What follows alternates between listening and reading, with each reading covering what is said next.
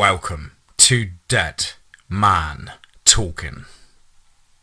Come with me as we step into the deep dark forest of fear, and let us pray we see sunrise in the morning. Got the final 2 chapters here from the wonderful, absolutely talented girl from the crypt. As ever, please do let us know what you thought down below in the comments box. Please do like and share. It really does help with the channel and our community further. And why not hashtag TeamFEAR. And so, with that aside, let's get into tonight's story, entitled I live on a farm out in the sticks. Something weird is happening to us. Part 3. Let's get straight into that. My mother arrived earlier than expected, her usual splendid glowing self. She strolled through the door on her high-heeled shoes, took off her long coat with her fur trims and carelessly tossed it onto the sofa. She then grabbed a hold of a scrunchie in her hair and untied her long ponytail, making her shiny locks spill over her shoulders. It was like watching an entrance in a movie. When she saw me, the first thing she did was squeal quite loudly. "Oh my God, look at you! Is this body paint? Ah, it's adorable. You look like a baby frog." "They're called tadpoles, and I don't want to look like a tadpole," I protested as she threw her arms around me and squeezed. "Mum, this isn't paint or anything. Why would I paint myself green?" "I don't know. Why would you? Wait, you mean this can't come off?" "Not unless you peel my skin. Believe me, I've tried." Susanna Blanche frowned. "Oh, okay. That's concerning. How did it happen?" "I'm not sure. I just woke up like this," I explained. "Huh." My mother straightened up. "Oh well, I'm sure we'll find a way to get rid of it. Although, to be honest, I don't know why you'd want that. Seriously, you look so pretty." She chuckled. "My little tadpole. So, where's Ben?" "Ugh," I groaned and nodded into the direction of his room upstairs. "I told him to get out of my sight. He saw me like this and now he can't stop laughing. He was absolutely losing his shit. At least Waffle and Franco take me seriously. God, this is awful."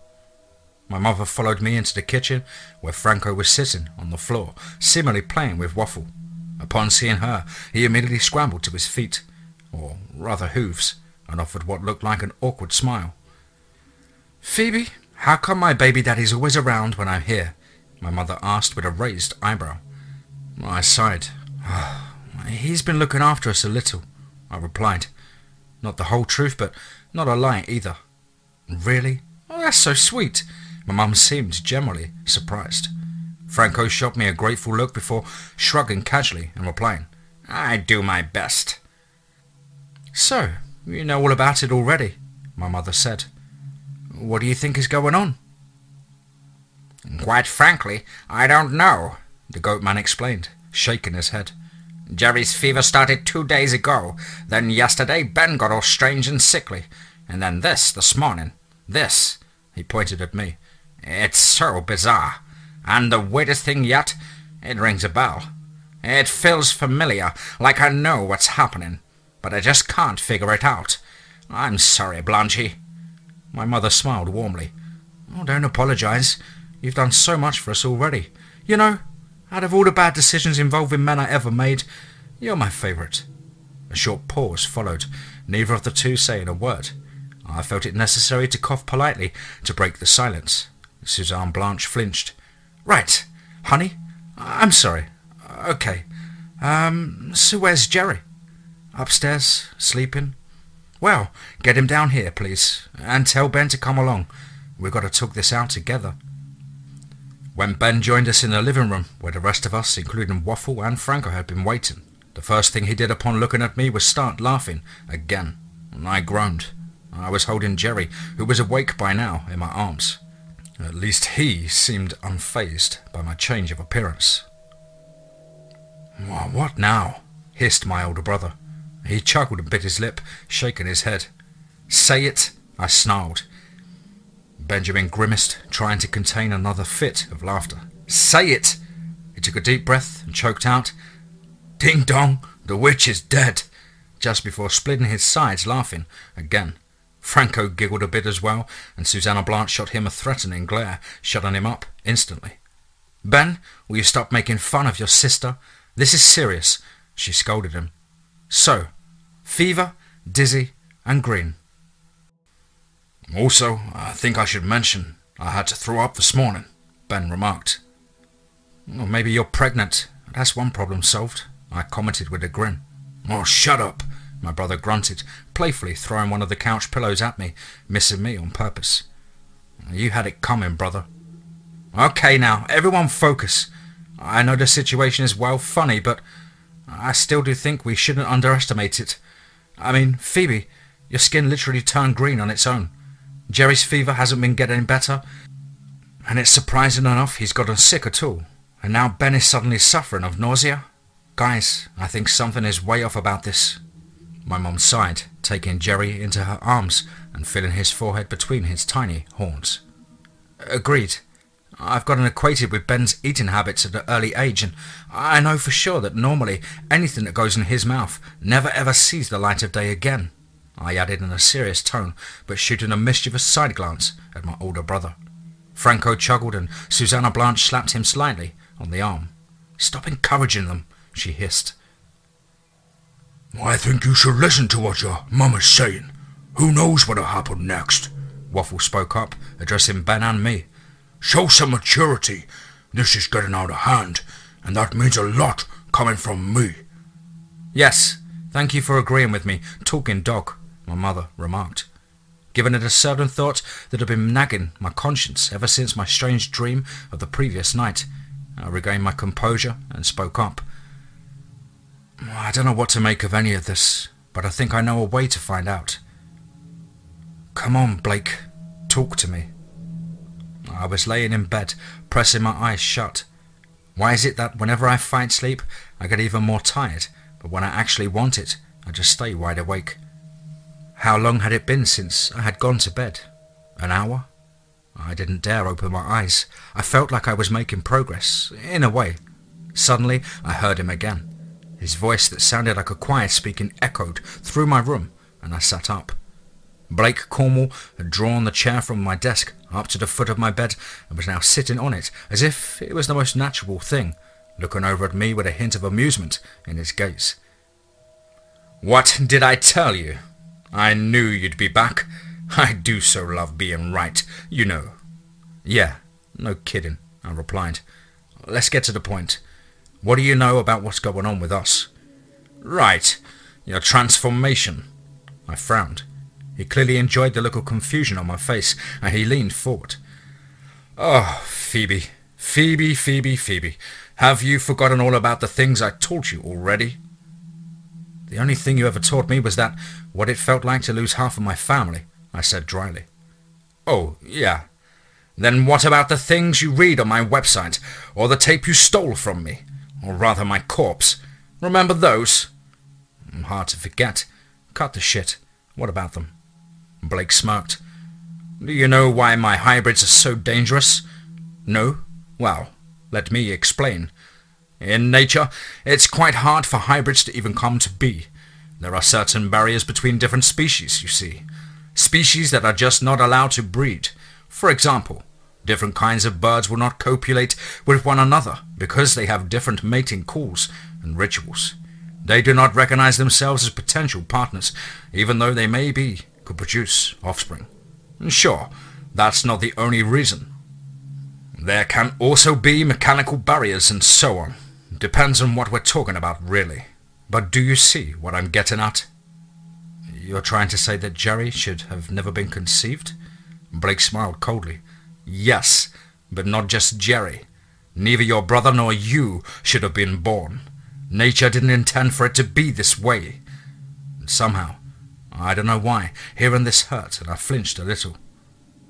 Now, I'm not sure how the thing with Echnida and that, how do you call him, Franco, even worked. Lord knows it shouldn't have, he went on.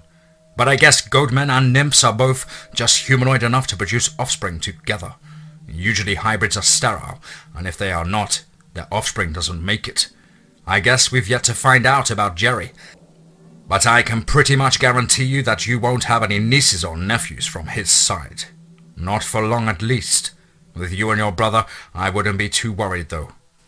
You see, you and Ben are a crime against nature.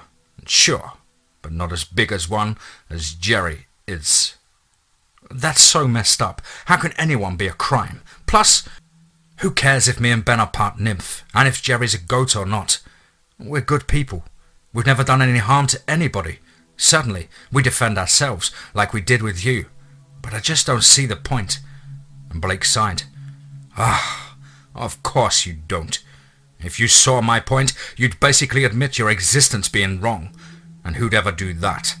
And so, no matter how I put this, you're always going to come up with new arguments. But it's fine. It wasn't my actual point anyways, more like some explaining I had to get out of the way for you to understand. Well, go on, will you? You are your mother's progeny, meaning that you and your broodmates will undergo the same changes upon the onset of your maturing that set her apart from humanity. She's a cryptid, and so are you. See, if a human's blood is tainted by that of a monster like her, no matter by how little it may be, that's enough for them to become like their biological creators. The very changes you and your siblings are experiencing right now are the onset of your transformation. Wouldn't it make more sense to call it a metamorphosis then? I asked. And Blake smiled. Maybe it would. You know, if you weren't an abomination waiting to happen, you'd probably grow up to be a good asset to my research team. Seriously though, is that all you have to say about what I just told you? I shrugged. Well, a metamorphosis is still better than a deadly illness or something. Plus, how bad can it really be? See, that's why you should have been worried. I don't know. I have never had the chance to observe any creatures crossbred between goatmen and nymph-human hybrids. Your little brother is sort of a first, you know. And with Ignida's firstborn, it's pretty much the same. Usually, nymphs or any creatures with nymph blood only have female offspring. Too bad I'm not around to see how he'll turn out anymore. Yeah, I don't miss you, but according to what you do know, what will happen to me? Is this green look part of my metamorphosis, or can I get rid of it somehow? Get rid of it? No. But hey, you'll get used to it, just like the rest of your changes. By the time you're 18, you'll be a fully grown nymph. The blood of that kind is strong, you know. I frowned, even though I didn't like it and had to admit that it made sense, except for one thing. Why did all of our transformations start at the same time? They didn't. Ben's transformation is a steady process that's been going on ever since his birth. He never was quite normal. My guess is that he'll grow perpetually stronger. His sudden nausea might be due to his body developing some more, like particularly radical growth spurts. Yours began when you were born as well.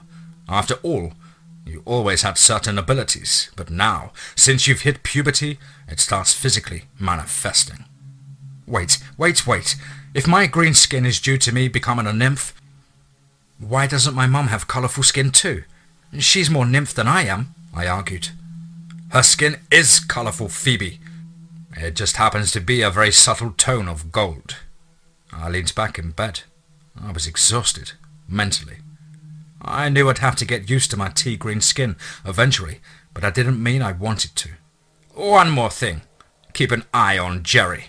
I have a feeling he'll turn into something especially nasty. That's why I went to visit your mother in hospital before she gave birth. I always knew he'd become, special.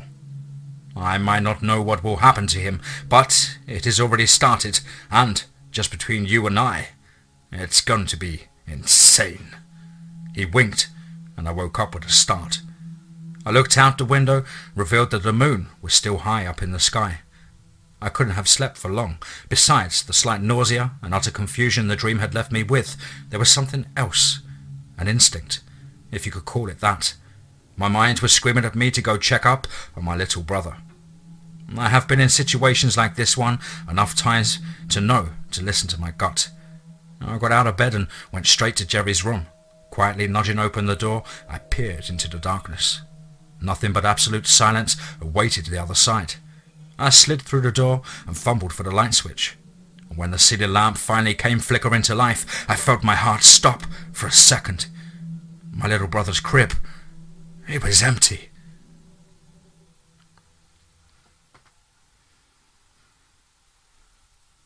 I live on a farm out in the sticks. I want to say goodbye. The final. Let's get straight into that. "Jerry!" my mum called out into the night. Her voice echoed over the fields, and there was not a soul out. "Baby, where are you?" she shouted, using her hands to form a funnel over her mouth. Her cries had gotten more desperate as our search had progressed. "Jerry!" I heard my brother's booming voice from across the edge of the woods. "Come back here!" My mother reached down to grab my hand. Her warmth felt comforting. I knew things would go wrong again. We just can't seem to live in peace. I'm starting to think it will always be this way. I heard a rustling coming from somewhere near the scarecrow. When I turned to look, Waffle came bounding towards us. "Did you find anything?" I asked. The hound lowered his head. "No, I'm sorry. I couldn't even pick up his scent. Maybe it's because the big guy's smell is covering it up, though." He nodded into the direction of Franco, who was approaching from the direction of the creek. "Hard to say when you got two of them around." I squeezed my mum's hand. Her palm felt clammy and wet, and she was trying to not show it, but I could tell how anxious she was. I think that ever since she began to work at the bar, she got used to the quieter side of life. The adrenaline surge of baby gone missing had become something that she wasn't used to anymore. Then again, I doubt any other person wouldn't freak out if their child was to disappear from their room. We had been searching for hours at that point. A close inspection of the fields, the edge of the woods, and the farm itself yielded no results. The unthinkable had actually happened, and the baby was gone. The only comfort we had was that we were certain he had run off on his own. At least he hadn't been abducted. The situation was bad enough as it was. We hadn't found any signs of force entering, plus the dog would have surely noticed a stranger moving around our property. "This is impossible," my older brother said upon walking up to us. I nodded and reached up, attempting to grab onto his arm. He noticed my efforts and lifted me up, allowing me to climb onto his shoulders. "See anything, Tadpole?" I shook my head. "No, just darkness and crops and treetops." Ben sighed deeply. "Impossible," he repeated. "I mean, no way he's gotten that far in such a little time. Not with his tiny legs. He ought to be around here somewhere." I hummed and rested my head into my brother's dark, fluffy hair. He had apparently washed it the day before, and I could tell because it always smelled so nice then. I wish he'd do it more often. "I'm so tired," I whispered into his warm locks. "I know," he said softly. "Me too, baby." "I promise it'll be okay. We'll find him and everything will be okay," he muttered, nudging my lower leg. "There's nothing we can't fix, remember?" Somehow his voice managed to soothe my nerves a little. I shut my eyes and held on to him as he proceeded to walk another round through the fields. I think I fell asleep up there at some point, because when I raised my head again, I saw Blake Cornwall's snare appear right in front of me. He was seemingly floating beside us, winking at me before whispering, "What did I tell you?" Of course, I was wide awake within seconds, causing my brother to start. "You alright, sis? You just, flinched really hard." Yeah, I'm fine, I think," I replied, but I wasn't certain. "Ben, did you ever see a dead person in any of your dreams?" My brother stopped in his tracks. "No. Do you?" "Well, I don't know. See, I might." Ben sighed. "You're being elusive." "Elusive?" I raised a brow. "Well, that's fancy talk for avoiding questions, right? Well, what ifs? I don't know about dead people, hon. I only dream of living ones, and sometimes ones I've made up. You're probably best to talk to Mama about it. You two should talk a lot more anyways, I think. I think you could learn a couple of things from her, you know? Things you don't like to talk about with male relatives." "And dead people fall under that category?" "I hope so." Ben chuckled and flexed his shoulders so as to stop me from slipping off his back. "You know, when it's just you and me like this, I remember how it used to be. Well, before Jerry came along. I love him and I love taking care of you both, but sometimes I wonder what things would be like if Mama and Papa had stayed together. Do you still remember things back then? I nodded. Of course. Like that one time we played hide and seek with Mum and you found that spider deer in the crops and beat it up? Yeah. My brother let out a little laugh. Big old spider deer. Good times. I smiled, but there was a glum air looming above us. A sense of disconsolation, you might say. Maybe it was due to Jerry being missing. But even though I felt bad about it, I believe the true reason was both Ben and I knowing there was no going back to those happy times we were musing about. We walked another couple of rounds along the edge of the woods and the fields before giving up and going home. Mum was already waiting for us in the kitchen, her face buried in her palms. Hey Mum, Ben said tentatively. Phoebe and I thought we'd drop it for tonight, but we'll find him in the morning, I'm sure of it, he added with a forced cheerfulness.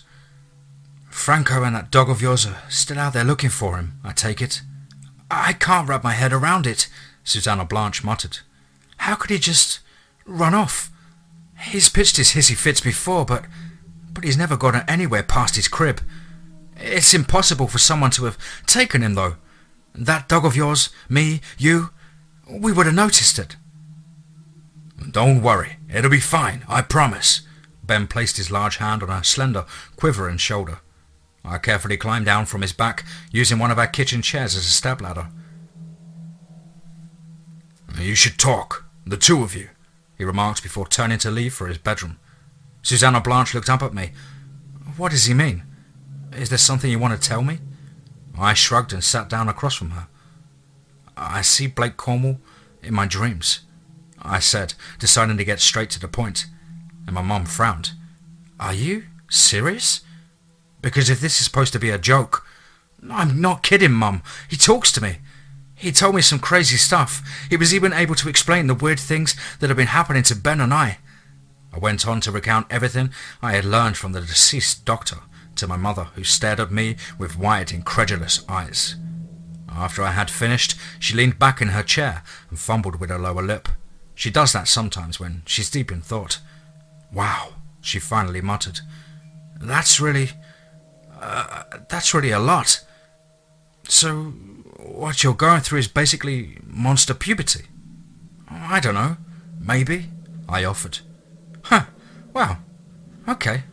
It doesn't seem like a far cry, but in regards to Cornwall, please don't take any offence to this, but you might have just dreamt him up. What? No, it isn't like that, I protested. Think about it. You're a smart cookie and you watch nature documentaries all the time. You could have easily come up with these explanations by yourself. After all, they are very plausible, but we both know you don't have a lot of self-esteem. You always doubt your own reasoning.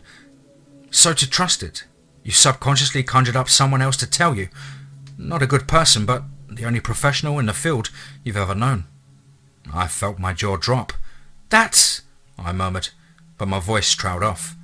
I couldn't think of a proper response, but to be honest, what she said made sense. Made total sense. Look, sweetie, I might not have been the most thoughtful or book-smart person, but I know a ton of people. I've learned everything you can, from serving drinks to crooks, sleaze bags, and guys escaping their home life. My customers, they blab my ears off, but the stuff I've been told is priceless sometimes, for real. And this totally sounds like something you would do, she stated. She was right. This did feel like something I'd do, but then again, what if we were just explaining things away? My mum smiled as if she had been reading my mind. You aren't happy about your nymph's blood, are you? I lowered my head, avoiding her piercing blue gaze. It's fine. I get it. If I had myself for a mother, I wouldn't want to be like her anyway either. I frowned. She wasn't scoffing, and she didn't look angry or hurt either. You know, she went on, maybe I should give you some advice that might come in handy in the future. I only realised most of it after your father left, which says a whole lot in itself. Let me ask you something first, though. Do you think I'm pretty? Plenty, I replied without hesitation. Honest, but let me tell you, being pretty doesn't mean shit. It makes the world walk all over you. Being pretty doesn't hurt, of course, but only if you're talented otherwise. But if your looks are all you have, all you've got, people will notice. So whatever you do, back it up. Be fierce, think quickly, and always think twice. Or, in other words, be the complete opposite of me. What do you mean? My mother sighed. I got pregnant with your older brother when I was 19. I wasn't ready. I had met your father earlier the same year. I didn't want to. Well, it didn't matter what I wanted. We had made a mistake and I had to deal with a consequence and outcome. On the plus side, it turned out to be the most badass kid a mum can imagine. On the downside, your father and I turned out to make a terrible couple. My heart was pounding in my chest. I was about to say something in response, but I was cut off by a high-pitched, bleating voice. Bleed! Both my mother and I spun around to see none other than Jerry standing in the doorway, upright, his arms out straight at his sides. Bleed! His little mouth formed the word clearly, audibly. Both of us slowly rose from our chairs. Looking up at my mum's eyes, I saw a mixture of relief and fright. Jerry? Susanna Blanche whispered. The poor woman sounded breathless. Bleed! The infant replied. Ben! I shouted into the direction of the staircase, trying to keep my voice from sounding too shrill. Ben! We need some help! I could hear my older brother stomping down the stairs seconds later, and when he appeared in the doorway in just his t-shirt and boxers, I let go of breath I didn't know I was holding. It took him a moment to fathom what was happening, but when he finally caught on, he hurried to grab the infant. My mum and I watched as Ben clutched Jerry's little body, and our jaws simultaneously dropped as the baby suddenly dematerialized. Ben stared at his empty hands in disbelief. The three of us dashed upstairs and threw open the door to Jerry's room. He was standing upright in his crib. Upon seeing us, he bleated, dropped down onto his back and curled up, closing his eyes as if wanting to express that he's rather sleepy than to deal with us right now. Okay, so that's new. But hey, at least that explains how he got out of his baby cage, Ben offered. That moment, something clicked in my head. I felt like it was too much, that it had become all too much that very moment. I turned around and just ran. I felt tears streaming down my face and saw my tea-green skin arms move at my sides as the soles of my shoes were drumming on the carpeted floor, and then the stairs, and the wooden patio, and finally the muddy ground outside. The rapidly forming and falling tears cast a veil over my eyes, obscuring my sight. I found myself behind the back of the old barn, my brother's hiding spot when he wants to smoke. The next thing I knew was that I was sitting on the wet grass, hugging my knees and weeping. I could hear Ben calling my name in the distance, but I didn't answer. The first one to find me was, quite unexpectedly, Franco. The tall, broad goat man emerged from the underbrush with a loud rustle, his arrival accompanied by the snap of branches. Looking up at him, I could understand why people were so afraid of his kind. Had I not known better, I could have almost mistaken him for some sort of evil creature. It sounds strange, I know, but he looked sort of majestic with his large horns, broad shoulders and pointed claws. I had never noticed this about him before. Phoebe, he said. There was a bit of concern in his voice, but he somehow sounded a lot more composed and cool than usual. I didn't react. Instead, I kept wailing and buried my face into my knees. I felt my own tears tickle onto my skirt of my dress, and warm drops wetting my thighs. Franco sat down next to me, leaning against the barn wall, and for a little while we just sat there, neither of us saying a word. I could hear Ben freaking out, calling for me from somewhere over at the house. I shot Franco a short glance, and he nodded into the direction of the farm. They're looking for you. Again, I said nothing. So, you'd rather be alone right now. I get that. I have moments like that too sometimes. You know. Can I stay anyways? If you don't mind. I'll shut up. He waited a little, but I couldn't bring myself to say anything. I couldn't bring myself to tell him to leave either. I'll take that as a yes. I take it Jerry's back. I sort of had a feeling, so I wanted to return and... Oh well, never mind. He is alright, right? I nodded faintly, my head still buried in my arms and thighs. Oh, thank God. I'm sorry for, focusing on Jerry so much, but he is my son after all. Which doesn't mean I don't care about you. You're important to me. I like you a lot, so if you want to talk..." His voice trailed off. "I'm sorry. I'll shut up for real this time. God, why can't I ever stop talking?" I hate my life. I was surprised myself, but as soon as these 4 words had left my mouth, I could not take them back. And as much as I hated to admit it, they were true. "What?" Franco uttered, staring at me in shock. "I hate my life. My mum's never here for me anymore. My older brother is the only one who ever gave a damn about how I felt. My dad was an abusive, mean booze hound.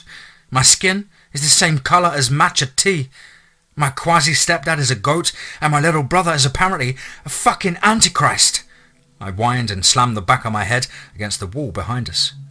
Franco looked like he was about to say something, but I wasn't done yet. "My best friend is a 16-year-old boy I almost never see. I think your creepy-ass nephew is weirdly attractive. My older brother is probably morphing into a giant, and the mass murderer I indirectly killed is talking to me in my sleep." Hot tears were running down my cheeks again.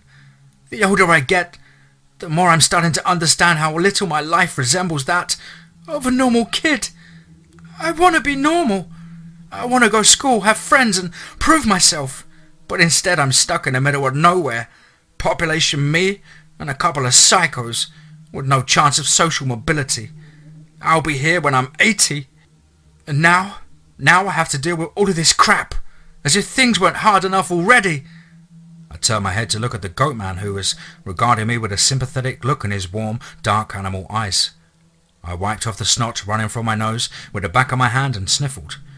"I'm noticing all these things because I'm growing up, Franco. But I don't want to become an adult yet. My childhood was so shitty. I just want to run away from it all. But what would that get me? It's pointless. I've already lost my shot at a normal, happy life. And the worst thing about that is I'm not even 13 yet." The next thing I felt were his arms around me. I didn't push him away. His fur was warm and comforting. A bit stinky, sure, but who am I to judge? He tried his best. He always does. I suddenly had to think about how hard life must have been for him so far. His unrequited love for my mother, him having had to stay away from his own son for so long. I pushed these thoughts aside though. I had the right to be sad, just this one time. "Phoebe?" My older brother's voice cut through the silence. "Here you are!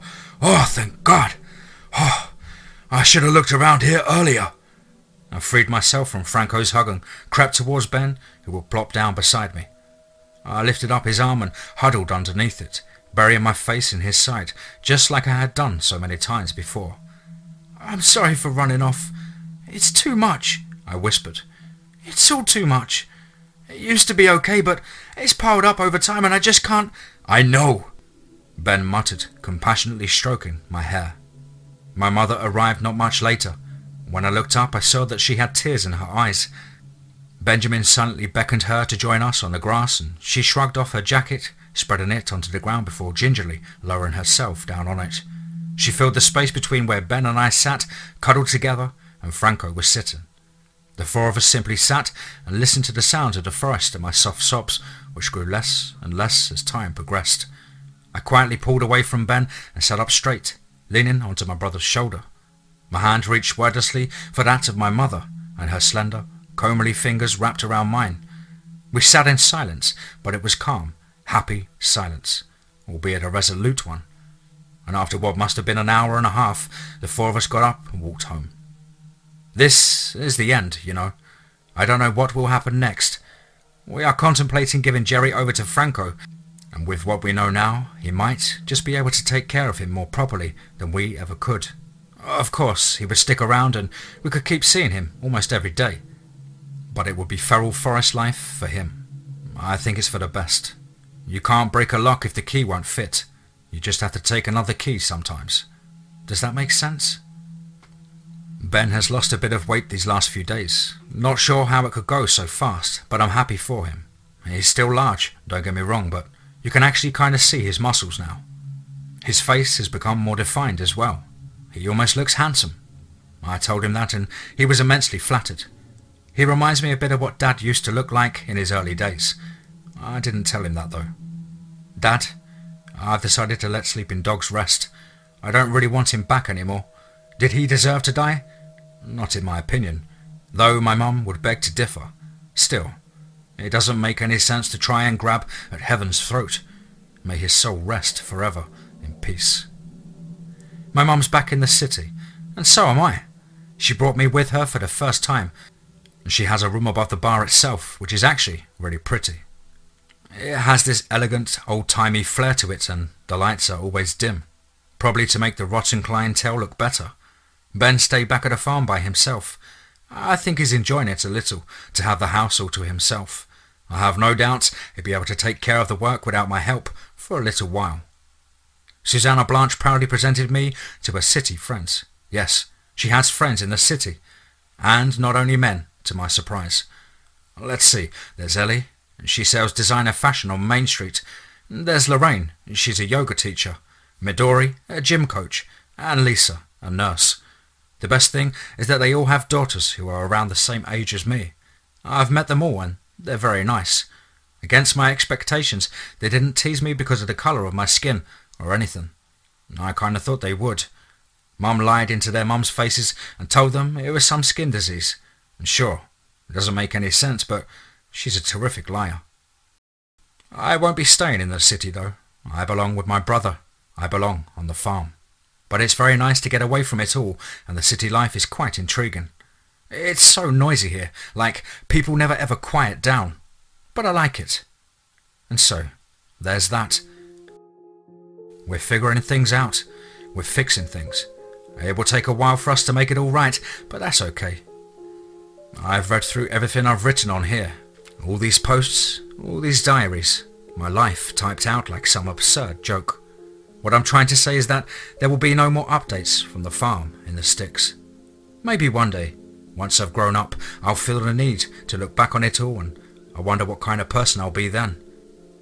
Either way, thank you all for offering me support, advice and kindness.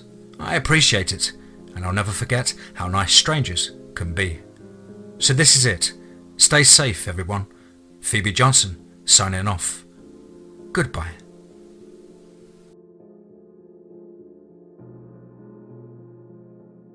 Wow, wow, wow. Absolutely heartwarming, chest-pounding story there. Absolutely wonderful writing, buddy. Very, very talented. Girl from the Crypt. Thank you ever so much, sweetheart, for allowing me to narrate your incredible work. I do hope I've done justice, and I do hope you've enjoyed my rendition. Guys and girls, I do implore you to please head over to the link that I'll leave in the description box below. That'll take you over to the Girl from the Crypt Reddit profile page. Hit an upvote and leave a nice comment. It really does help her build her presence as an author on the Reddit app or platform. Of course, you know the drill here. As ever, please do let us know what you thought down below in the comments box. Please do like and share. It really does help build the channel and our community further. And why not hashtag TeamFEAR. As ever, I hope you're all well and happy, keeping fit, getting all your vitamins and plenty of hydration. And above all, remember, be safe, not sorry.